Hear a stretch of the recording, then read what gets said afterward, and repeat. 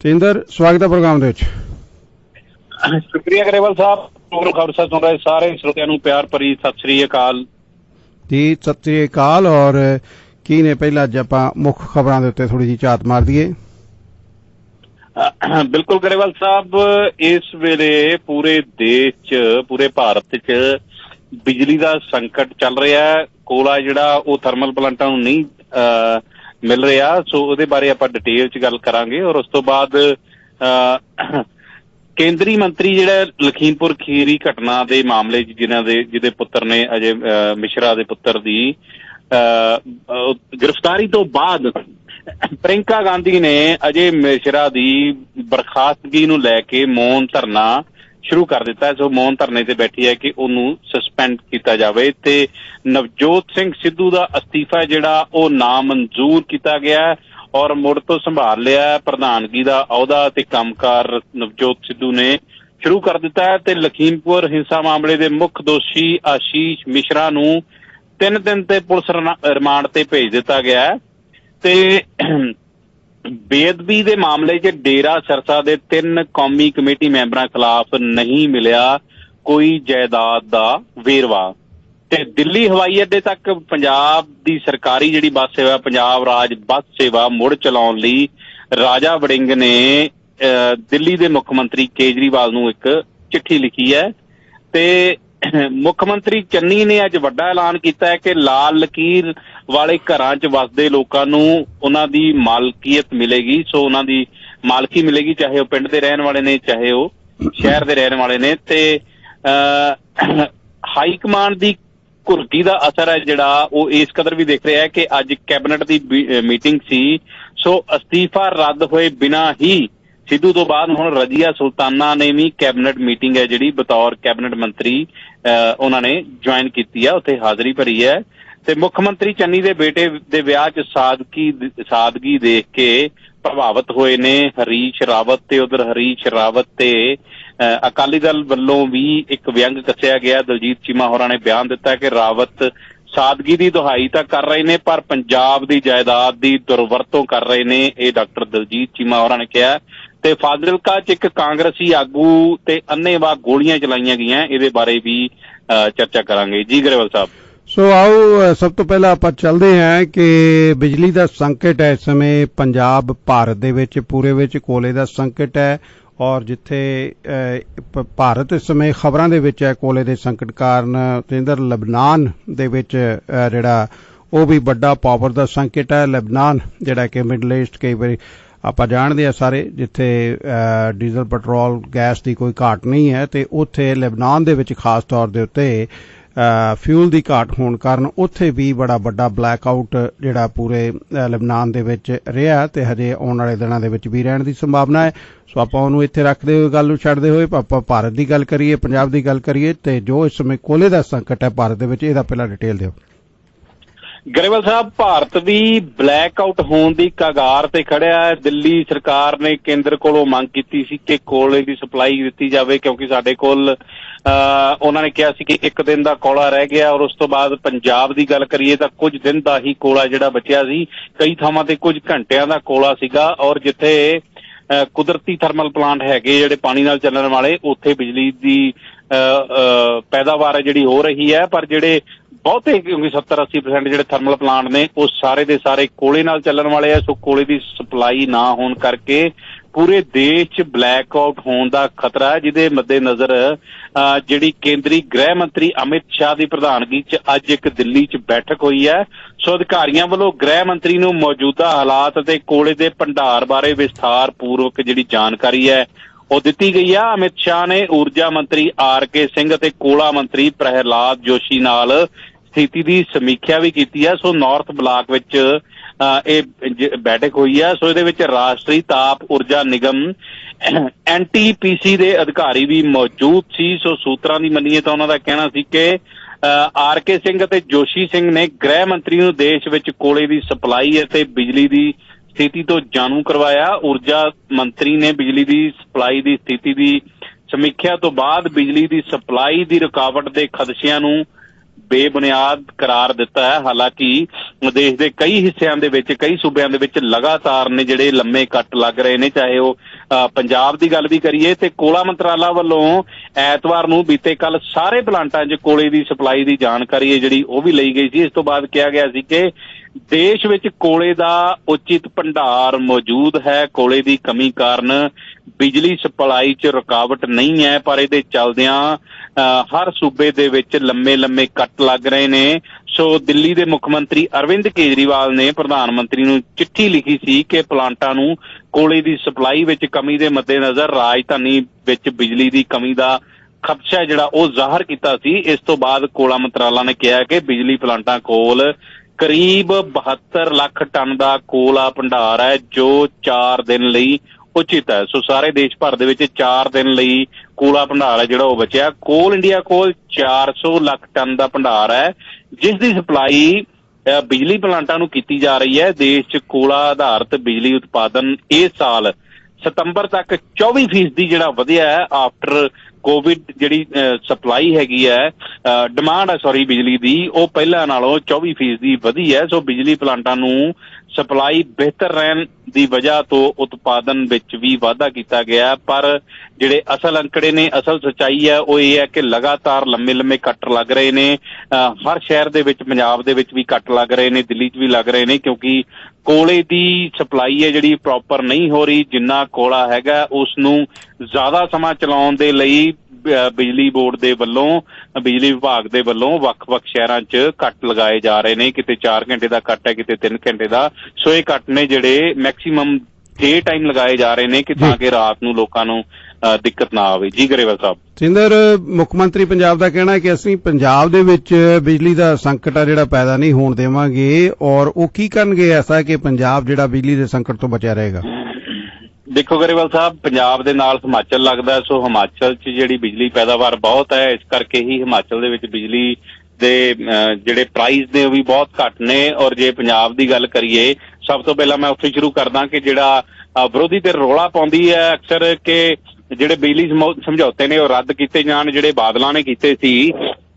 ਸੋ ਬਾਦਲ ਸਰਕਾਰ ਵੇਲੇ ਜਿਹੜੇ ਬਿਜਲੀ ਸਮਝੌਤੇ ਕੀਤੇ ਗਏ ਨੇ, ਜਿਹਦੇ 'ਚ ਵੱਡਾ ਥਰਮਲ ਪਲਾਂਟ ਇੱਕ ਰਾਜਪੁਰੇ ਲੱਗਿਆ ਹੈ, ਸੋ ਪਟਿਆਲੇ ਜ਼ਿਲ੍ਹੇ ਦੇ ਵਿੱਚ। ਜੇ ਰਾਜਪੁਰੇ ਵਾਲਾ ਥਰਮਲ ਪਲਾਂਟ ਜਦੋਂ ਕੋਲੇ ਦੀ ਸਪਲਾਈ ਪੂਰੀ ਸੀ ਉਸ ਸਮੇਂ ਵੀ ਬੰਦ ਕੀਤਾ ਜਾਂਦਾ ਤਾਂ ਵੀ ਪੰਜਾਬ ਕੋਲ ਇੰਨੀ ਸਮਰੱਥਾ ਨਹੀਂ ਹੈ ਕਿ ਸਾਰੇ ਪੰਜਾਬ ਨੂੰ ਬਿਜਲੀ ਸਪਲਾਈ ਦੇ ਸਕੇ। ਸੋ ਇਸ ਕਰਕੇ ਇਹ ਬਿਲਕੁਲ ਜਿਹੜਾ ਬਿਆਨ ਬੇਸ਼ੱਕ ਉਹਨਾਂ ਨੇ ਦਿੱਤਾ ਹੈ, ਕੋਲੇ ਦੀ ਨਿਰੰਤਰ ਸਪਲਾਈ ਤੋਂ ਬਿਨਾਂ ਹੋਰ ਕੋਈ ਹੱਲ ਨਹੀਂਗਾ ਪੰਜਾਬ ਦੇ ਕੋਲ, ਪੰਜਾਬ ਰਾਜ ਬਿਜਲੀ ਨਿਗਮ ਦੇ ਕੋਲ, ਕਿ ਉਹ ਪੰਜਾਬ ਵਾਸੀਆਂ ਨੂੰ ਬਿਜਲੀ ਸਪਲਾਈ ਦੇ ਸਕਣ। ਇਹ ਹੈ ਕਿ ਲੋਕਾਂ 'ਚ ਇੱਕ ਬਹੁਤ ਜ਼ਿਆਦਾ ਭਗਦੌੜ ਨਾ ਮਚੇ, ਲੋਕਾਂ 'ਚ ਬੇਚੈਨੀ ਨਾ ਵਧੇ। ਇਸ ਕਰਕੇ ਇਸ ਤਰ੍ਹਾਂ ਦੇ ਬਿਆਨ ਨੇ ਜਿਹੜੇ ਉਹ ਸਰਕਾਰਾਂ ਵੱਲੋਂ ਜਾਂ ਸਰਕਾਰੀ ਅਧਿਕਾਰੀਆਂ ਵੱਲੋਂ ਦਿੱਤੇ ਜਾਂਦੇ ਰਹੇ ਨੇ ਸਮੇਂ-ਸਮੇਂ ਦੇ।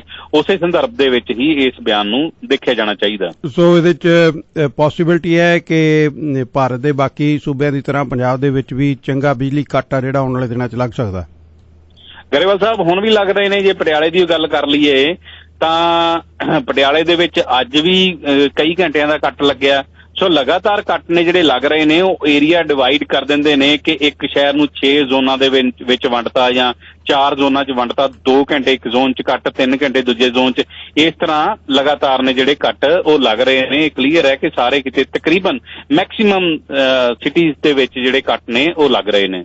ਸਿੰਦਰ, 1.5 ਮਿੰਟ ਦੀ ਬ੍ਰੇਕ ਲਵਾਂਗੇ, ਉਸ ਤੋਂ ਬਾਅਦ 10 ਮਿੰਟ ਆਪਾਂ ਹੋਰ ਗੱਲਾਂ ਬਾਤਾਂ ਕਰਨੀਆਂ ਨੇ ਔਰ ਕਿਸੇ ਸਾਡੇ ਸਰੋਤੇ ਨੇ ਗੱਲਬਾਤ ਕਰਨੀ ਹੈ। 416 620 1778 ਸਟੂਡੀਓ ਨੰਬਰ ਹੈ, 4166201778। ਮੈਂ ਅੱਜ ਕੰਮ ਕਰ ਰਿਹਾ, ਲੌਂਗ ਵੀਕਐਂਡ ਹੈ, ਪਰ ਅੱਜ ਸਾਰਾ ਦਿਨ ਕੰਮ ਤੇ ਹੋਵਾਂਗਾ ਰਾਤ ਦੇ 8 ਵਜੇ ਤੱਕ। ਔਰ ਅੱਜ ਸਟੈਲਾ ਕਾਂਡੋਜ਼ ਦਾ ਓਪਨ ਹਾਊਸ ਹੋਵੇਗਾ।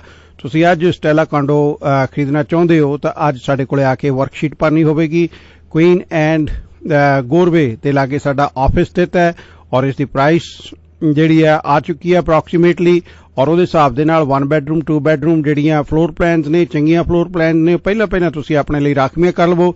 1 bedroom 2 bedroom plus 2 bathroom 1 bedroom plus den, 2 bedroom plus den, कोई भी कांडो अपार्टमेंट खरीदनी है 1 bedroom ਦਾ ਪ੍ਰਾਈਸ 5.5 ਲੱਖ ਤੋਂ ਸ਼ੁਰੂ ਹੁੰਦਾ ਹੈ ਤੇ 2 bedroom ਦਾ ਪ੍ਰਾਈਸ ਹੈ ਜਿਹੜਾ ਉਹ ਲਗਭਗ 7.5 ਲੱਖ ਤੋਂ ਸ਼ੁਰੂ ਹੁੰਦਾ ਹੈ।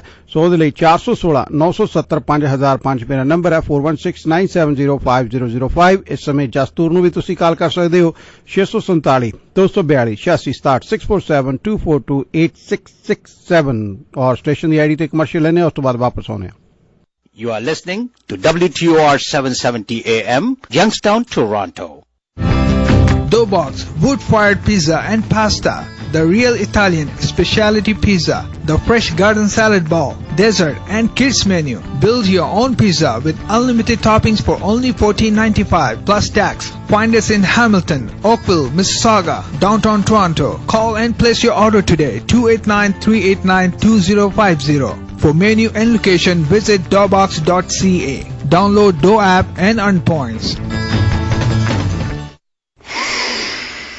आई खुशबू कादी दिवाली दी फूड बेसिक्स दे किचन्स ऑफ द वर्ल्ड दे नाल हुण हर किचन चो आएगी खुशबू खुशबूदार नूर बासमती राइस दे नाल जो ने $5.99 क्रीमी ट्रुसेला पनीर सिर्फ $3.79 ते डिलिशियस सीडर बीन्स सिर्फ 99 सेंट्स विच वाह आई खुशबू नहीं आ जाएगी at food basics always more for less.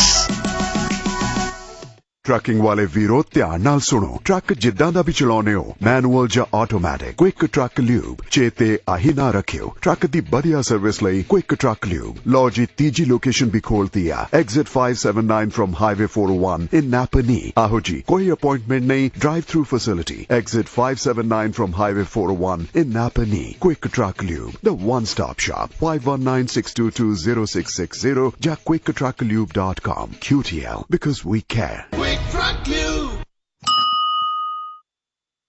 चाहते हो किसी को भी कनाडा बोल पापा मेरे पास जल्दी जल्दी आना स्टूडेंट बिजनेस वीजा या कोई आना चाहे विजिटर ब्रदर को बुलाना है या आना चाहे sister CWC immigration CWC immigration 9056704444 670 CWC immigration आपको आपके अपनों से मिलाए।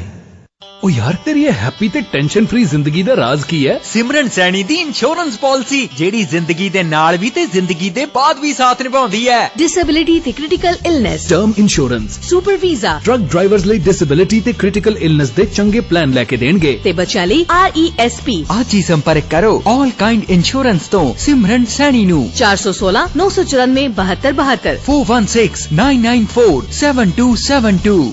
ਸਟਾਈਨਮੈਨਸ ਐਂਡ ਐਸੋਸੀਏਟਸ ਦੇ ਪਾਰਟਨਰ ਗੁਰਸ਼ਰਨ ਬੌਬੀ ਸਿੱਧੂ ਜੀ 647 539 30 ਰਸਤੇ ਦੇ ਵਿੱਚ ਐਕਸੀਡੈਂਟ ਹੋ ਗਿਆ ਹੈ ਕਲੇਮ ਲੈਣਾ ਹੈ ਤਾਂ ਇਹਨਾਂ ਦੇ ਨਾਲ ਸੰਪਰਕ ਕਰੋ। Slip and fall CPP disability insurance ਦਾ ਕੋਈ ਕਲੇਮ ਹੈ ਇੰਸ਼ੋਰੈਂਸ ਕੰਪਨੀਆਂ ਦੇ ਨਾਲ ਖੁਦ ਗੱਲਬਾਤ ਕਰਕੇ ਖੁਦ ਡੀਲ ਕਰਕੇ ਤੁਹਾਨੂੰ ਤੁਹਾਡਾ ਬਣਦਾ ਹੱਕ ਦਿਵਾਉਣਗੇ। ਗੁਰਸ਼ਰਨ ਬੌਬੀ ਸਿੱਧੂ ਜੀ 647 539 3020 ਤੇ ਸੰਪਰਕ ਕੀਤਾ ਜਾ ਸਕਦਾ ਹੈ 647 539 30। HK ਟਾਇਰ ਸੈਂਟਰ ਤੁਸੀਂ ਇੱਥੋਂ ਕਿਸੇ ਵੀ ਕਿਸਮ ਦੀਆਂ ਗੱਡੀਆਂ ਅਤੇ ਟਰੱਕਾਂ ਦੇ ਟਾਇਰ ਖਰੀਦ ਸਕਦੇ ਹੋ। ਨਵੇਂ ਅਤੇ ਪੁਰਾਣੇ ਟਰੱਕ ਅਤੇ ਕਾਰਾਂ ਦੇ ਟਾਇਰਸ, ਵੱਖ-ਵੱਖ ਕੰਪਨੀਆਂ ਦੇ ਟਾਇਰ ਜਿਵੇਂ ਕਿ ਕੰਟੀਨੈਂਟਲ, ਬ੍ਰਿਜਸਟੋਨ, ਹੈਂਕੌਕ, ਮਿਸ਼ਲਿਨ, ਡਨਲੌਪ, ਯੋਕੋਹਾਮਾ ਅਤੇ ਚਾਈਨੀਜ਼ ਕੰਪਨੀਆਂ ਦੇ ਟਾਇਰ ਉਹ ਵੀ ਬਹੁਤ ਹੀ ਵਧੀਆ ਅਤੇ ਵਾਜਬ ਕੀਮਤਾਂ ਤੇ। ਮਿਸਿਸਾਗਾ ਲੋਕੇਸ਼ਨ ਤੇ ਕਾਲ ਕਰੋ 647 295 4600 ਜਾਂ ਫਿਰ ਲੰਡਨ 647 401 8230 ਜਾਂ ਫਿਰ ਅੱਜ ਇਹਨਾਂ ਦੀ ਲੋਕੇਸ਼ਨ ਤੇ ਪਹੁੰਚੋ 6191 Atlantic drive Mississauga.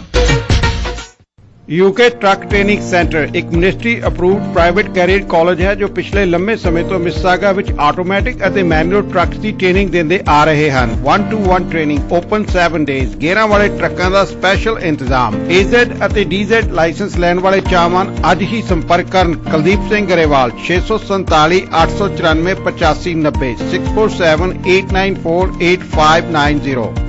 Walk-in homeopath clinic in Brampton, North America ਦੀ ਸਭ ਤੋਂ ਵੱਧ ਐਕਸਪੀਰੀਅੰਸਡ ਹੋਮਿਓਪੈਥੀ ਚੋਂ ਇੱਕ KD ਹੋਮਿਓਪੈਥੀ 40 ਸਾਲ ਤੋਂ ਵੱਧ ਦਾ ਤਜਰਬਾ। ਕੁਲਦੀਪ ਹਿਤਕੇਆਰ ਪੁਰਸ਼ਾਂ, ਮਹਿਲਾਵਾਂ ਅਤੇ ਬੱਚਿਆਂ ਦੀਆਂ ਹਰ ਤਰ੍ਹਾਂ ਦੀਆਂ ਛੋਟੀਆਂ ਤੋਂ ਲੈ ਕੇ ਗੰਭੀਰ ਬਿਮਾਰੀਆਂ ਦੇ ਇਲਾਜ ਵਿੱਚ ਮਾਹਿਰ। ਹੋਮਿਓਪੈਥ ਆਫ ਕੈਨੇਡਾ ਦੇ ਕਾਲਜ ਨਾਲ ਰਜਿਸਟਰਡ ਹੋਮਿਓਪੈਥ। ਐਂਜ਼ਾਈਟੀ, ਡਿਪਰੈਸ਼ਨ ਤੋਂ ਲੈ ਕੇ ਥਾਇਰਾਇਡ, ਮਾਈਗ੍ਰੇਨ, ਮੇਨੋਪੌਜ਼, ਵਾਲਾਂ ਦਾ ਝੜਨਾ, ਭਾਰ ਵਧਣਾ ਜਾਂ ਘਟਣਾ, asthma, epilepsy, arthritis, high blood pressure ਜਾਂ ਫਿਰ ਐਕਨੇ ਦੀ ਸਮੱਸਿਆ, ਹਰ ਬਿਮਾਰੀ ਦਾ ਇਲਾਜ ਹਫਤੇ ਦੇ 7 ਦਿਨ ਖੁੱਲਾ। ਕਾਲ ਕੁਲਦੀਪ ਹਿਤਕਿਆਰ 6478180055।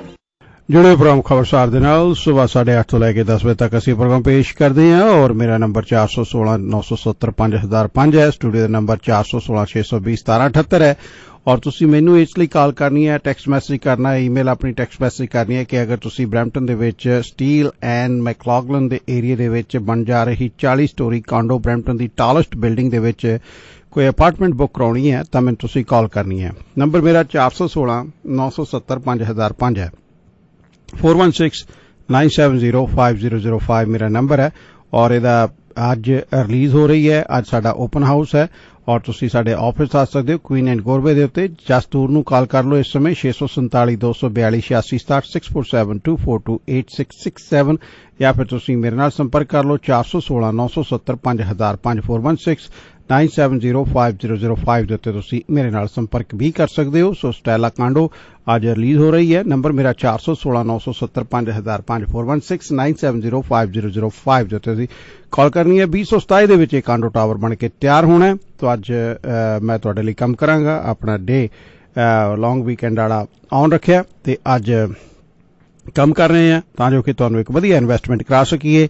सो 416-970-5005 मेरा नंबर है। तो इंद्र फतेहपुर मेरे नाल पंजाब तो जुड़े हुए ने, पंजाब दी खबरां दे उत्ते नज़र मार रहे हैं और पंजाब तो बाद हुण अगली खबर वाल चलदे हैं। लखीमपुर वाली घटना दे उत्ते एक बार नज़र मारदे हैं जी की लेटेस्ट है इस समय लखीमपुर दे बारे च और पता लग्या कि आशीष मिश्रा नूं पुलिस रिमांड दे उत्ते भेजिया गया। बिल्कुल गरेवाल साहब, लखीमपुर वाली घटना दे मामले दे जिहड़े मुख दोषी ने आशीष मिश्रा उन्हां नूं अदालत ने 3 दिनां दे पुलिस रिमांड ते भेज दिता है। नाल ही इस तगासा पक्ष के जिहड़े सीनियर वकील सी SP यादव के हवाले तो एक न्यूज एजेंसी ने ये जिहड़ी जानकारी है ये साझी की सी। सो इस मामले दे विच जांच का जिम्मा संभाल रही SIT ने आशीष मिश्रा दे 14 दिनां दे पुलिस रिमांड की डिमांड की सी। आशीष मिश्रा के वकील ने इसका विरोध किया। सो उस तो बाद दोवां पक्षां दे वकीलां दीयां दलीलां नूं सुणन तो बाद कोर्ट वल्लों आशीष मिश्रा नूं 3 दिन की रिमांड ते भेज दिता गया। वो रिमांड है जिहड़ी 15 अक्तूबर तक चलेगी। बचाव पक्ष के वकील का कहना है कि आशीष तो 12 घंटे की लंबी पुछगिछ की गई सी। उन्होंने खुद नूं बेकसूर साबित करने लई कई सबूत भी दिते ने। अजिहे च उन्हां कोलों दस्सण लई होर कुछ भी नहीं है। पर शनिवार नूं करीब 12 घंटे की लंबी पुछगिछ जिहड़ी वो आशीष मिश्रा की हुई सी, जिस तो बाद पुलिस सैटिस्फाई नहीं सी उन्होंने जवाब तो, इस करके उन्होंने बाद च गिरफ्तार कर लिया गया ते अद्धी रात नूं ही अदालत च पेश किया गया सी। सो उस तो बाद अज मानयोग अदालत ने 3 दिनां दे रिमांड ते फिर भेज दिता है। हुण अगली जिहड़ी तारीख है वो 15 तरीक नूं होएगी कि 15 तरीक नूं मुड़ तो अदालत रिमांड ते भेजदी है या उन्हां नूं जुडिशियल रिमांड ते भेजदी है। जी गरेवाल साहब, सो इस तो इलावा होर की इस उत्ते बाकी लीडरां दा और संयुक्त किसान मोर्चे दा की इस उत्ते प्रतिक्रम इस समय चल रहा वा?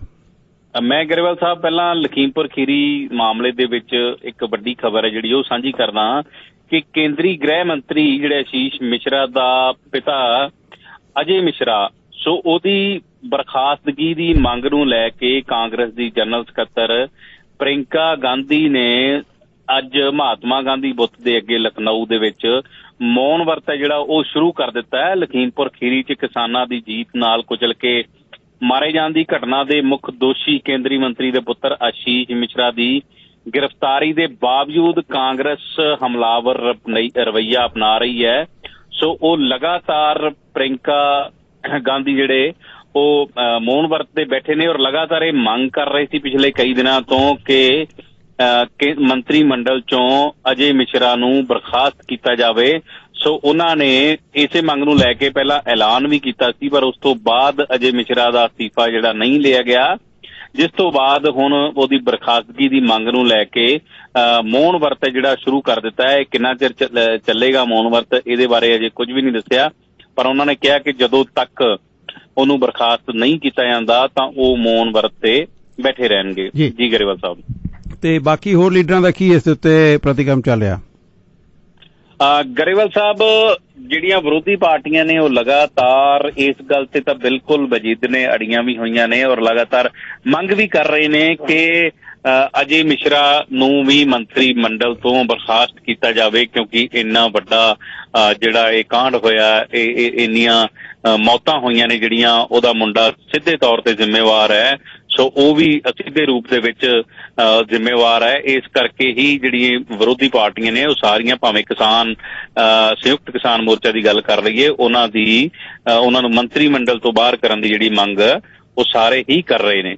ਜੀ ਗਰੇਵਾਲ ਸਾਹਿਬ, ਅੱਛਾ ਵਾਪਸ ਆਈਏ ਪੰਜਾਬ ਵੱਲ, ਤੇ ਨਵਜੋਤ ਸਿੱਧੂ ਦਾ ਜਿਹੜਾ ਪਹਿਲਾਂ ਤਾਂ ਮੌਨ ਵਰਤ ਕਿਵੇਂ ਟੁੱਟਿਆ ਤੇ ਉਹਦੀ ਭੁੱਖ ਹੜਤਾਲ ਕਿਵੇਂ ਟੁੱਟੀ, ਇਹ ਦੱਸ ਦਿਓ, ਤੇ ਬਾਅਦ ਦੇ ਵਿੱਚ ਉਹਨੂੰ ਜਿਹੜਾ ਇਸ ਸਮੇਂ ਪ੍ਰਧਾਨ ਬਣਾਏ ਰੱਖਣ ਦਾ ਫੈਸਲਾ, ਉਹਦੇ ਤੇ ਗੱਲਬਾਤ ਕਰਾਂਗੇ। ਤੇ ਸੋਨੀਆ ਗਾਂਧੀ ਦਾ ਵੱਡਾ ਬਿਆਨ ਕਿ ਪੰਜਾਬ ਦੇ ਨਵੇਂ ਮੁੱਖ ਮੰਤਰੀ ਬਾਰੇ ਫੈਸਲਾ ਚੋਣਾਂ ਤੋਂ ਬਾਅਦ ਹੋਵੇਗਾ। ਜੀ ਬਿਲਕੁਲ ਗਰੇਵਾਲ ਸਾਹਿਬ, ਪਹਿਲਾਂ ਨਵਜੋਤ ਸਿੱਧੂ ਤੇ ਆਉਂਦੇ ਆਪਾਂ ਕਿ ਨਵਜੋਤ ਸਿੰਘ ਸਿੱਧੂ ਨੇ ਲਖੀਮਪੁਰ ਖੀਰੀ ਜਿਹੜੇ ਉਸ ਘਟਨਾ ਦੇ ਵਿੱਚ ਪੱਤਰਕਾਰ ਮਾਰੇ ਗਏ ਸੀ, ਉਹਨਾਂ ਦੇ ਘਰ ਮੌਨ ਵਰਤ ਰੱਖਿਆ ਸੀ ਔਰ ਭੁੱਖ ਹੜਤਾਲ ਰੱਖੀ ਸੀ। ਉਹਦੇ ਨਾਲ ਹੀ ਵਿਜੇ ਇੰਦਰ ਸਿੰਗਲਾ ਜਿਹੜੇ ਕੈਬਨਿਟ ਮੰਤਰੀ ਨੇ ਪੰਜਾਬ ਦੇ, ਉਹਨਾਂ ਨੇ ਵੀ ਮੌਨ ਵਰਤ ਰੱਖਿਆ ਸੀ। ਉਹਨਾਂ ਨੇ ਕਿਹਾ ਸੀ ਕਿ ਜਦੋਂ ਤੱਕ ਗ੍ਰਿਫਤਾਰੀ ਨਹੀਂ ਹੋ ਜਾਂਦੀ, ਸੋ ਉਦੋਂ ਗ੍ਰਿਫਤਾਰੀ ਹੈ ਜਿਹੜੀ ਉਹਦੀ ਆਸ਼ੀਸ਼ ਮਿਸ਼ਰਾ ਦੀ ਹੋ ਗਈ ਸੀ। ਉਸ ਤੋਂ ਬਾਅਦ ਉਹਨਾਂ ਨੇ ਮੌਨ ਵਰਤ ਜਿਹੜਾ ਉਹ ਤੋੜ ਲਿਆ ਸੀ। ਪਰ ਜੇ ਕਾਂਗਰਸ ਪ੍ਰਧਾਨ ਵਜੋਂ ਗੱਲ ਕਰੀਏ ਤਾਂ ਬੇਸ਼ੱਕ ਨਵਜੋਤ ਸਿੰਘ ਸਿੱਧੂ ਨੇ ਕਾਲ ਦਿੱਤੀ ਸੀ ਕਿ ਪੰਜਾਬ ਕਾਂਗਰਸ ਹੈ ਜਿਹੜੀ ਉਹ ਲਖੀਮਪੁਰ ਖੀਰੀ ਤੱਕ ਵੱਡੇ ਕਾਫਲੇ ਦੇ ਰੂਪ 'ਚ ਜਾਏਗੀ। ਸੋ ਜੇ ਉਹਨਾਂ ਨੇ ਕਾਲ ਦਿੱਤੀ ਸੀ ਤਾਂ ਬਤੌਰ ਪ੍ਰਧਾਨ ਹੀ ਉਹ ਕਾਲ ਸੀ, ਕਿਉਂਕਿ ਪ੍ਰਧਾਨ ਤੋਂ ਬਿਨਾਂ ਹੋਰ ਕੋਈ ਵਜੂਦ ਨਹੀਂ ਰਹਿ ਜਾਂਦਾ, ਜਿਸ ਕਰਕੇ ਉਹ ਕਾਂਗਰਸ ਦੇ ਸਾਰੇ ਲੀਡਰਾਂ ਨੂੰ ਇਹ ਕਾਲ ਦੇਣ ਕਿ ਆਪਾਂ ਲਖੀਮਪੁਰ ਖੀਰੀ ਜਾਣਾ ਹੈ। ਔਰ ਉਸ ਤੋਂ ਬਾਅਦ ਨਵਜੋਤ ਸਿੰਘ ਸਿੱਧੂ ਦਾ ਪਹਿਲਾਂ ਹੀ ਅਸਤੀਫਾ ਜਿਹੜਾ ਉਹ ਨਾਮਨਜ਼ੂਰ ਹੈ, ਜਿਹੜਾ ਹਾਈ ਕਮਾਂਡ ਵੱਲੋਂ ਕੀਤਾ ਗਿਆ ਸੀ। ਉਸ ਤੋਂ ਬਾਅਦ ਮੁੜ ਤੋਂ ਨਵਜੋਤ ਸਿੱਧੂ ਨੇ ਅਹੁਦਾ ਸੰਭਾਲ ਲਿਆ ਹੈ। ਤੇ ਸ਼ਾਇਦ ਗਰੇਵਾਲ ਸਾਹਿਬ ਇੱਕ ਦਿਨ ਪਹਿਲਾਂ ਆਪਾਂ ਜਿਵੇਂ ਖਬਰ ਸਾਂਝੀ ਕੀਤੀ ਸੀ ਕਿ ਹਰੀਸ਼ ਚੌਧਰੀ ਹੋਰਾਂ ਨੇ ਵੀ ਕਿਹਾ ਕਿ ਜੇਕਰ ਨਵਜੋਤ ਸਿੰਘ ਸਿੱਧੂ ਅਸਤੀਫੇ ਤੇ ਵਜਿਦ ਰਹੇ, ਅੜੇ ਰਹੇ, ਤਾਂ ਸਾਡੇ ਕੋਲ ਪਲਾਨ B ਵੀ ਤਿਆਰ ਹੈ। ਸੋ ਕਿਤੇ ਨਾ ਕਿਤੇ ਨਵਜੋਤ ਸਿੰਘ ਸਿੱਧੂ ਨੂੰ ਇਹ ਵੀ ਹੋ ਸਕਦਾ ਸੀ ਕਿ ਜੇਕਰ ਮੈਂ ਹੁਣ ਵੀ ਜਿੱਦ ਤੇ ਅੜਿਆ ਰਿਹਾ ਤਾਂ ਕੋਈ ਨਵਾਂ ਪ੍ਰਧਾਨ ਲਾਤਾ ਤਾਂ ਫਿਰ ਮੈਂ ਸਿਆਸੀ ਤੌਰ ਤੇ ਨੁਕਰੇ ਲੱਗ ਜਾਵਾਂਗਾ ਤੇ ਹੋਰ ਕੋਈ ਆਪਸ਼ਨ ਵੀ ਹੈ ਜਿਹੜੀ ਨਵਜੋਤ ਸਿੰਘ ਸਿੱਧੂ ਕੋਲ ਹਾਲ ਦੀ ਘੜੀ ਨਹੀਂ ਬਚਦੀ। ਤੇ ਦੂਜੀ ਗੱਲ ਜਿਹੜੀ ਪੰਜਾਬ ਦੇ ਮੁੱਖ ਮੰਤਰੀ ਵਾਲੀ, ਕਿਉਂਕਿ ਇਸ ਵੇਲੇ ਪੰਜਾਬ ਦਾ ਮੁੱਖ ਮੰਤਰੀ ਬਣਨ ਲਈ ਸਾਰੇ ਜਣੇ ਲੰਗੋਟ ਕੱਸੀ ਬੈਠੇ ਨੇ ਗਰੇਵਾਲ ਸਾਹਿਬ ਕਿ ਉਧਰੋਂ ਚਰਨਜੀਤ ਸਿੰਘ ਚੰਨੀ ਉਸ ਤਰੀਕੇ ਪਬਲਿਸਿਟੀ ਲੈ ਰਹੇ ਹੈ, ਚਾਹੇ ਉਹ ਸਟੰਟ ਕਰ ਰਹੇ ਹੈ, ਚਾਹੇ ਉਹ ਸਾਦਗੀ ਦਿਖਾ ਰਹੇ ਹੈ, ਪਰ ਉਹਨਾਂ ਦੀ ਜਿਹੜੀ ਸਾਦਗੀ ਹੈ ਉਹਦੀ ਚਰਚਾ ਹੋ ਰਹੀ ਹੈ। ਜਿਵੇਂ ਕੱਲ ਉਹਨਾਂ ਦੇ ਪੁੱਤਰ ਦਾ ਵਿਆਹ ਸੀ, ਉਹਨਾਂ ਨੇ ਮੋਹਾਲੀ ਦੇ ਗੁਰਦੁਆਰਾ ਸਾਹਿਬ 'ਚ ਸਾਦੇ ਢੰਗ ਨਾਲ ਉੱਥੇ ਲੰਗਰ ਛਕਾਇਆ, ਪੰਗਤ 'ਚ ਬੈਠ ਕੇ ਆਪ ਛਕਿਆ, ਉੱਥੇ ਹੀ ਅਕਾਲ ਤਖਤ ਸਾਹਿਬ ਦੇ ਜਥੇਦਾਰ ਨੇ ਛਕਿਆ, ਉੱਥੇ ਹੀ ਉਹਨਾਂ ਦੇ ਮਹਿਮਾਨ ਆਏ। ਸੋ ਬਿਲਕੁਲ ਸਾਦੇ ਢੰਗ ਨਾਲ ਵਿਆਹ ਕੀਤਾ ਗਿਆ, ਜਿਹਦੀ ਚਰਚਾ ਜਿਹੜੀ ਉਹ ਕਾਫੀ ਹੋਈ ਹੈ। ਸੋ ਜਿਹੜੇ ਚਰਨਜੀਤ ਸਿੰਘ ਚੰਨੀ, ਪਹਿਲਾਂ ਇਹ ਕਿਹਾ ਜਾਂਦਾ ਸੀ ਕਿ ਚਰਨਜੀਤ ਸਿੰਘ ਚੰਨੀ ਮੁੱਖ ਮੰਤਰੀ ਬੇਸ਼ੱਕ ਬਣ ਗਏ ਨੇ, ਪਰ ਅਸਲ ਸੁਪਰੀਮੋ ਮੁੱਖ ਮੰਤਰੀ ਜਿਵੇਂ ਅਕਾਲੀ ਦਲ ਵੀ ਕਹਿੰਦਾ ਸੀ ਕਿ ਨਵਜੋਤ ਸਿੰਘ ਸਿੱਧੂ ਹੀ ਹੈ, ਪਰ ਇਹ ਬਿਲਕੁਲ ਕਲੀਅਰ ਹੋ ਗਿਆ ਹੈ ਕਿ ਚਰਨਜੀਤ ਸਿੰਘ ਚੰਨੀ ਹੁਣ ਆਪਦੇ ਫੈਸਲੇ ਲੈ ਰਹੇ ਹੈ ਜਾਂ ਆਪਣੇ ਸਲਾਹਕਾਰਾਂ ਨਾਲ ਰਲ ਕੇ ਲੈ ਰਹੇ ਹੈ, ਪਰ ਜਿਹੜੇ ਫੈਸਲੇ ਆ ਉਹ ਵੱਡੇ ਲੈ ਰਹੇ ਆ। ਸੋ ਲੋਕਾਂ ਦੇ ਦਿਲਾਂ ਦੇ ਵਿੱਚ ਮੁੱਖ ਮੰਤਰੀ ਚੰਨੀ ਜਗ੍ਹਾ ਬਣਾ ਰਹੇ ਆ ਆਪਣੀ। ਸੋ ਇਹਦੇ 'ਚ ਗਰੇਵਾਲ ਸਾਹਿਬ ਕੋਈ ਦੋ ਰਾਏ ਨਹੀਂ ਕਿ ਚਰਨਜੀਤ ਸਿੰਘ ਚੰਨੀ ਵੱਲੋਂ ਦਾਅਵੇਦਾਰੀ ਪੇਸ਼ ਕੀਤੀ ਜਾਏਗੀ ਕਿ ਮੁੱਖ ਮੰਤਰੀ ਦਾ ਚਿਹਰਾ ਵੀ ਮੈਨੂੰ ਬਣਾਓ, ਜਾਂ ਚੋਣਾਂ ਜਿੱਤਣ ਤੋਂ ਬਾਅਦ ਮੈਂ ਮੁੱਖ ਮੰਤਰੀ ਦਾ ਦਾਅਵੇਦਾਰ ਹਾਂ ਕਿ ਮੈਂ 5-6 ਮਹੀਨੇ ਜਿੰਨੇ ਮਹੀਨੇ ਵੀ ਮੁੱਖ ਮੰਤਰੀ ਰਿਹਾ ਬਹੁਤ ਚੰਗੇ ਕੰਮ ਕੀਤੇ ਨੇ। ਔਰ ਮੈਂ ਅੱਜ ਵੱਡੇ ਗੱਲ ਕਰ ਦਿੰਦਾ, ਜਿਹੜਾ ਅੱਜ ਵੱਡਾ ਇੱਕ ਪੰਜਾਬ ਸਰਕਾਰ ਨੇ ਫੈਸਲਾ ਕੀਤਾ ਹੈ ਉਹ ਗਰੇਵਾਲ ਸਾਹਿਬ ਇਹ ਹੈ ਕਿ ਚਰਨਜੀਤ ਸਿੰਘ ਚੰਨੀ ਹੋਰਾਂ ਨੇ ਐਲਾਨ ਕੀਤਾ ਹੈ ਕਿ ਲਾਲ ਲਕੀਰ ਦੇ ਅੰਦਰ ਵਸਣ ਵਾਲੇ ਲੋਕਾਂ ਨੂੰ ਉਹਨਾਂ ਦੇ ਘਰਾਂ ਦੇ ਮਾਲਕਾਨਾ ਹੱਕ ਦਿੱਤੇ ਜਾਣਗੇ।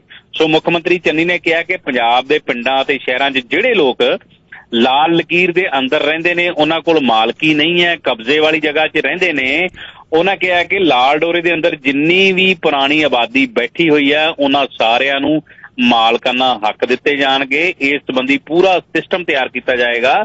ਸੋ ਉਹਨਾਂ ਨੇ ਇਸ ਸਕੀਮ ਦਾ ਨਾਮ ਦਿੱਤਾ ਹੈ ਮੇਰਾ ਘਰ ਮੇਰੇ ਨਾਮ। ਇਹ ਸਕੀਮ ਹੈ ਜਿਹੜੀ ਇਹ ਲਾਂਚ ਕੀਤੀ ਹੈ। ਉਹਨਾਂ ਨੇ ਕਿਹਾ ਕਿ ਸਰਕਾਰ ਵੱਲੋਂ ਲਾਲ ਲਕੀਰ ਦੇ ਅੰਦਰ ਵਾਲੀ ਜਾਇਦਾਦ ਦੀ ਰਜਿਸਟਰੀ ਤਿਆਰ ਕਰਕੇ ਲੋਕਾਂ ਨੂੰ ਦਿੱਤੀ ਜਾਏਗੀ ਔਰ ਇਹਦਾ ਕੋਈ ਵੀ ਖਰਚਾ ਜਿਹੜਾ ਉਹ ਨਹੀਂ ਦਿੱਤਾ ਜਾਏਗਾ। ਪਰ ਜੇਕਰ ਇਸ ਸੰਬੰਧੀ ਕਿਸੇ ਨੂੰ ਦਿੱਕਤ ਹੋਏਗੀ ਤਾਂ ਉਹ 15 ਦਿਨ ਦੇ ਅੰਦਰ ਆਪਣੀ ਦਰਖਾਸਤ ਜਮ੍ਹਾਂ ਕਰਵਾ ਸਕਦਾ ਹੈ। ਸੋ ਚੰਨੀ ਨੇ ਕਿਹਾ ਕਿ NRI ਦੀ ਜਾਇਦਾਦ ਦੀ ਰਾਖੀ ਲਈ ਵੀ ਕਾਨੂੰਨ ਬਣਾਇਆ ਜਾਏਗਾ। ਸੋ ਪ੍ਰਵਾਸੀ ਪੰਜਾਬੀਆਂ ਲਈ ਵੀ ਉਹਨਾਂ ਨੇ ਵੱਡਾ ਬਿਆਨ ਦਿੱਤਾ ਹੈ ਕਿ ਉਹਨਾਂ ਦੀ ਜਾਇਦਾਦ ਦੀ ਰਾਖੀ ਲਈ ਵੀ ਇੱਕ ਸਖਤ ਕਾਨੂੰਨ ਹੈ ਜਿਹੜਾ ਉਹ ਬਣਾਇਆ ਜਾਏਗਾ। ਜੀ ਗਰੇਵਾਲ ਸਾਹਿਬ, ਕਿਹੜਾ ਕਾਨੂੰਨ ਹੋਵੇਗਾ, ਕਿਹੜੇ ਕਿਸ ਤਰ੍ਹਾਂ ਇਹਨੂੰ ਇਹਦੇ ਬਾਰੇ ਤੁਸੀਂ ਡਿਟੇਲ ਦੱਸਣਾ। ਪਰ ਇਸ ਸਮੇਂ ਮੇਰੇ ਨਾਲ ਕਾਲਰ ਨੇ, ਉਹਨਾਂ ਦੀ ਗੱਲ ਸੁਣ ਲਈਏ। ਸਵਾਗਤ ਹੈ ਪ੍ਰੋਗਰਾਮ ਦੇ ਵਿੱਚ। ਗਰੇਵਾਲ ਸਾਹਿਬ ਜੈ ਬੋਲ ਰਿਹਾ ਮੈਂ। ਜੈ ਸਾਹਿਬ, ਸਵਾਗਤ ਹੈ ਪ੍ਰੋਗਰਾਮ 'ਚ। ਹੈਪੀ ਥੈਂਕਸਗਿਵਿੰਗ ਡੇ ਜੀ ਤੁਹਾਨੂੰ। Same to you, same to your listener and God bless you. Everybody is happy and nice weather and everything all right. ਜੀ, ਪਰ ਪੰਜਾਬ ਦੀ ਤੇ ਇੰਡੀਆ ਦੀ ਪੋਲਿਟਿਕਸ ਦੇ ਵਿੱਚ everything is not good. ਉਹ ਇਸ ਕਰਕੇ ਆ ਦੇਖੋ, ਮੈਂ ਫਤਿਹਪੁਰੀ ਸਾਹਿਬ ਨੂੰ ਇੱਕ ਕੁਐਸਚਨ ਕਰਦਾ। ਮੈਂ ਕੋਈ ਇੰਜੀਨੀਅਰ ਨਹੀਂ ਹੈ ਪਰ ਮੇਰੀ ਥੋੜੀ ਬਹੁਤੀ ਸਮਝ ਹੈ।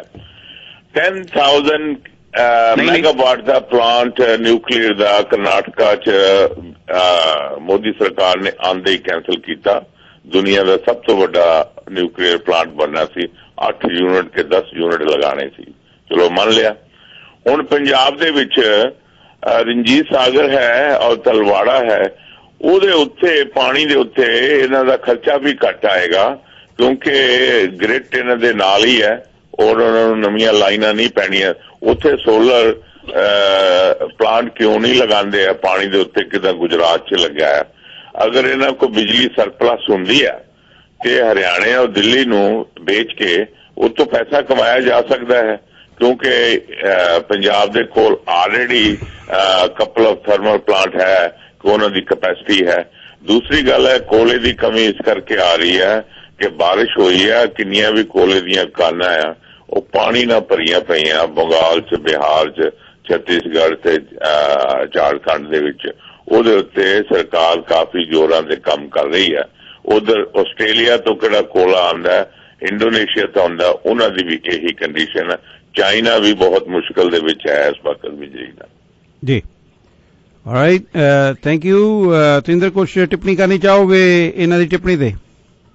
ਗਰੇਵਾਲ ਸਾਹਿਬ, ਬਿਲਕੁਲ ਰਣਜੀਤ ਸਾਗਰ ਡੈਮ, ਚਾਹੇ ਤਲਵਾੜਾ ਚਾਹੇ ਨੰਗਲ ਡੈਮ ਦੀ ਗੱਲ ਕਰ ਲਈਏ ਕਿ ਉਹ ਪਾਣੀ ਨਾਲ ਬਿਜਲੀ ਪੈਦਾ ਜਿਹੜੀ ਉੱਥੋਂ ਹੁੰਦੀ ਹੈ ਪਰ ਉਹ ਬਹੁਤ ਨਾਕਾਫੀ ਹੈ। ਉਹ ਸਾਰੇ ਪੰਜਾਬ ਨੂੰ ਉੱਥੋਂ ਬਿਜਲੀ ਸਪਲਾਈ ਨਹੀਂ ਕੀਤੀ ਜਾ ਸਕਦੀ। ਹਾਂ, ਜੇਕਰ ਉੱਥੇ ਵੱਡੇ ਪ੍ਰੋਜੈਕਟ ਲਗਾਏ ਜਾਂਦੇ ਨੇ ਤਾਂ ਉਹਦੇ ਲਈ ਬਹੁਤ ਸਾਰਾ ਜਿਹੜਾ ਪੈਸਾ ਚਾਹੀਦਾ ਔਰ ਮੋਸਟਲੀ ਕੇਂਦਰ ਸਰਕਾਰ ਵੱਲੋਂ ਵੀ ਫੰਡ ਨੇ ਜਿਹੜੇ ਮੁਹੱਈਆ ਕਰਵਾਏ ਜਾਂਦੇ ਨੇ। ਪਰ ਇਹਦੀ ਲੰਮੀ ਪਲਾਨਿੰਗ ਹੈ, ਪਤਾ ਨਹੀਂ ਪੰਜਾਬ ਸਰਕਾਰ ਨੇ ਪਹਿਲਾਂ ਕਿਉਂ ਨਹੀਂ ਕੀਤੀ ਜਾਂ ਹੁਣ ਕਿਉਂ ਨਹੀਂ ਕਰ ਸਕਦੇ। ਔਰ ਜਿਸ ਤਰ੍ਹਾਂ ਆਪਾਂ ਪਹਿਲਾਂ ਵੀ ਜ਼ਿਕਰ ਕੀਤਾ, ਜਿਹੜੇ ਅਕਾਲੀ ਸਰਕਾਰ ਦੇ ਦੌਰਾਨ ਬਿਜਲੀ ਸਮਝੌਤੇ ਹੋਏ ਨੇ, ਜਿਹੜਾ ਨਲਾਸ ਥਰਮਲ ਪਲਾਂਟ ਲੱਗਿਆ ਰਾਜਪੁਰੇ ਦੀ ਬਿਲਕੁਲ ਜੜ ਦੇ ਵਿੱਚ, ਉਸ ਥਰਮਲ ਪਲਾਂਟ ਦੇ ਤਹਿਤ ਜਿਹੜੇ ਸਮਝੌਤੇ ਹੋਏ ਨੇ ਇਸ ਤਰ੍ਹਾਂ ਦੇ ਹੋਏ ਨੇ ਕਿ ਜਦੋਂ ਬਾਰਿਸ਼ਾਂ ਹੁੰਦੀਆਂ ਨੇ ਪੰਜਾਬ 'ਚ ਬਿਜਲੀ ਦੀ ਜਿਹੜੀ ਡਿਮਾਂਡ ਹੈ ਉਹ ਘੱਟ ਹੋ ਜਾਂਦੀ ਹੈ। ਸੋ ਘੱਟ ਹੋ ਜਾਂਦੀ ਹੈ ਤਾਂ ਜਿਹੜੇ ਸਰਕਾਰੀ ਥਰਮਲ ਪਲਾਂਟ ਨੇ ਪੰਜਾਬ ਦੇ, ਜਿੱਥੋਂ ਸਸਤੀ ਬਿਜਲੀ ਪੈਦਾ ਹੁੰਦੀ ਹੈ, ਉਹ ਥਰਮਲ ਪਲਾਂਟ ਬੰਦ ਕਰ ਦਿੱਤੇ ਜਾਂਦੇ ਨੇ। ਪਰ ਜਿਹੜੀ ਮੁੱਲ ਬਿਜਲੀ ਹੈ ਮਹਿੰਗੇ ਭਾਅ ਦੀ, ਉਹ ਉਹਨਾਂ ਤੋਂ ਸਮਝੌਤਿਆਂ ਤਹਿਤ ਲੈਣੀ ਪੈਂਦੀ ਹੈ। ਸੋ ਇਸ ਕਰਕੇ ਪੰਜਾਬ ਦੇ ਪਾਵਰ ਪਲਾਂਟ ਬੰਦ ਕਰਕੇ ਵੀ ਜਿਹੜੇ ਪ੍ਰਾਈਵੇਟ ਥਰਮਲ ਪਲਾਂਟ ਤੋਂ ਬਿਜਲੀ ਲੈਣੀ ਪੈਂਦੀ ਹੈ। ਇਸ ਤਰ੍ਹਾਂ ਦੇ ਸਮਝੌਤੇ ਨੇ ਜਿਹੜੇ ਹੋਏ ਨੇ, ਜਿਹੜੇ ਪਾਵਰ ਸਮਝੌਤੇ ਹੋਏ ਨੇ। ਸੋ ਇਸ ਕਰਕੇ ਜੇਕਰ ਉਹਨਾਂ ਦੀ ਜਗ੍ਹਾ ਤੇ ਪਹਿਲਾਂ ਹੀ ਕੁਦਰਤੀ ਸੋਮਿਆਂ ਰਾਹੀਂ ਬਿਜਲੀ ਵਧਾਉਣ ਵੱਲ ਜਿਹੜਾ ਜ਼ੋਰ ਦਿੱਤਾ ਜਾਂਦਾ ਤਾਂ ਸ਼ਾਇਦ ਪੰਜਾਬ ਵਾਸੀਆਂ ਨੂੰ ਪਰ ਯੂਨਿਟ ਬਿਜਲੀ ਵੀ ਸਸਤੀ ਪੈਣੀ ਸੀ ਤੇ ਪੰਜਾਬ ਬਿਜਲੀ ਇੰਨੀ ਕੁ ਬਿਜਲੀ ਪੈਦਾ ਕਰਨ ਦੇ ਸਮਰੱਥ ਵੀ ਹੋ ਜਾਂਦਾ ਕਿ ਗਵਾਂਢੀ ਸੂਬਿਆਂ ਨੂੰ ਵੇਚਦਾ। ਜੈ ਸਾਹਿਬ, ਕੁਝ ਕਹਿਣਾ ਚਾਹੋ? ਹਾਂਜੀ, ਪਰ ਇਹ ਮੇਰਾ ਇੱਕ ਪੁਆਇੰਟ ਮਿਸ ਕਰ ਰਹੇ ਨੇ। ਮੈਂ ਕਿਹੜਾ ਕਹਿ ਰਿਹਾ ਕਿ ਉਹ ਤਲਵਾੜਾ ਹੈ ਚਾਹੇ ਰਣਜੀਤ ਸਾਗਰ ਹੈ, ਉਹ ਆਲਰੇਡੀ ਉੱਥੇ ਸਿਕਿਉਰਿਟੀ ਹੈ ਔਰ ਸਾਰੇ ਅੱਛੇ ਇੰਤਜ਼ਾਮ ਨੇ। ਉਹਨਾਂ ਉੱਤੇ ਅਗਰ ਇਹਦਾ ਸੋਲਰ ਦਾ ਛੱਤਾ ਲਗਾਇਆ ਜਾਂਦਾ ਹੈ ਉਹਦਾ ਖਰਚਾ ਵੀ ਘੱਟ ਪਏਗਾ। ਉਹ ਸੈਂਟਰਲ ਗੌਰਮੈਂਟ ਨੂੰ ਇਹ ਸਟੈਪ ਲੈਣਾ ਪਏਗਾ ਔਰ ਉੱਥੇ ਪੰਜਾਬ ਨੂੰ ਵੀ ਥੋੜੀ ਜਿਹੀ ਹੈਡੇਕ ਘੱਟ ਜਾਏਗੀ ਔਰ ਉਹਨਾਂ ਦੀ ਲਾਇਬਿਲਿਟੀ ਵੀ ਘੱਟ ਜਾਏਗੀ। ਕਿਹੜੇ ਹੌਲੀ ਹੌਲੀ ਪੋਲੂਸ਼ਨ ਵੀ ਘਟੇਗਾ, ਕਿਹੜੇ ਪ੍ਰਾਈਵੇਟ ਪਲਾਂਟ ਨੇ ਹੌਲੀ ਹੌਲੀ ਵਿਦਿਨ 4-5 ਈਅਰ ਉਹਨਾਂ ਨੂੰ ਬੰਦ ਵੀ ਕੀਤਾ ਜਾ ਸਕਦਾ ਹੈ। ਜੀ, ऑलराइट, थैंक यू जय साहब, धन्यवाद। और तिंਦਰ एक दी कोई खबर आप होर कवर करके ते उस तो बाद तो आगे चाहांगे ते ये जिहड़ा अपने सिद्धू दी बतौर प्रधानगी ते नाल रजिया सुल्ताना दी गल कीती है, ਇਹਦੇ ਤੇ नजर मार दे थोड़ी जी, ते इस तो इलावा खबरां तां होर भी बहुत ने, पर मैं अगले सैगमेंट ਵੱਲ जाना चाहांगा।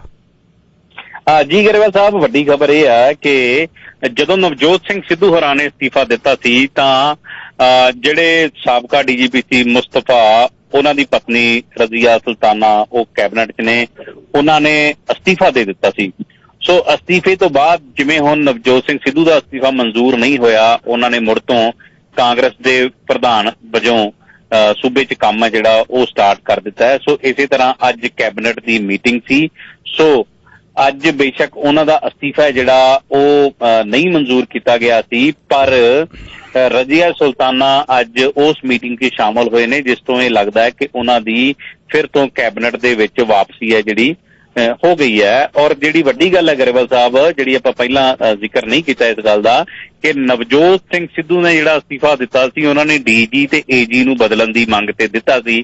ਬੇਸ਼ੱਕ ਚਰਨਜੀਤ ਸਿੰਘ ਚੰਨੀ ਹੋਰਾਂ ਵੱਲੋਂ ਮੁੜ ਕੇ ਬਿਆਨ ਦਿੱਤਾ ਗਿਆ ਸੀ ਕਿ ਪੰਜਾਬ ਦਾ ਜਿਹੜਾ ਡੀਜੀ ਲਾਇਆ ਸੀ ਆਰਜੀ ਤੌਰ ਤੇ ਲਾਇਆ ਹੈ, ਪੱਕਾ ਡੀਜੀਪੀ ਲਾਉਣ ਲਈ ਅਸੀਂ ਪੈਨਲ ਹੈ ਜਿਹੜਾ ਉਹ ਕੇਂਦਰ ਸਰਕਾਰ ਨੂੰ ਭੇਜ ਦਿੱਤਾ ਹੈ ਨਾਮਾਂ ਦੀ ਲਿਸਟ।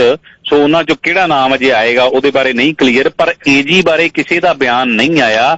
ਸੋ ਇਹ ਤੋਂ ਇਹ ਵੀ ਲੱਗਦਾ ਹੈ ਕਿ ਨਵਜੋਤ ਸਿੰਘ ਸਿੱਧੂ ਜਿਹੜੇ ਸਟੈਂਡ ਲੈਣ ਕਰਕੇ ਉਹਨਾਂ ਨੇ ਅਸਤੀਫਾ ਦਿੱਤਾ ਸੀ, ਹੁਣ ਜਾਂ ਤੇ ਉਹਨਾਂ ਨੇ ਆਪਣਾ ਸਟੈਂਡ ਗੇਰਤਾ, ਉਹ ਝੁਕ ਗਏ ਨੇ, ਕਿਉਂਕਿ ਨਵਜੋਤ ਸਿੰਘ ਸਿੱਧੂ ਦਾ ਏਜੀ ਨੂੰ ਲੈ ਕੇ, ਚਲੋ ਡੀਜੀ ਦਾ ਤਾਂ ਪੈਨਲ ਹੈ ਜਿਹੜਾ ਕੇਂਦਰ ਕੋਲ ਗਿਆ, ਪਰ ਏਜੀ ਨੂੰ ਲੈ ਕੇ ਵੀ ਨਵਜੋਤ ਸਿੰਘ ਸਿੱਧੂ ਦਾ ਇਹਨਾਂ ਦਿਨਾਂ 'ਚ ਕੋਈ ਬਿਆਨ ਨਹੀਂ ਆਇਆ। ਥੈਂਕ ਯੂ ਸੋ ਮਚ ਆਪਣੇ ਤੇਂਦਰ, ਧੰਨਵਾਦ। ਕੱਲ੍ਹ ਮੁਲਾਕਾਤ ਹੋਵੇ, ਧੰਨਵਾਦ ਜੀ, ਧੰਨਵਾਦ।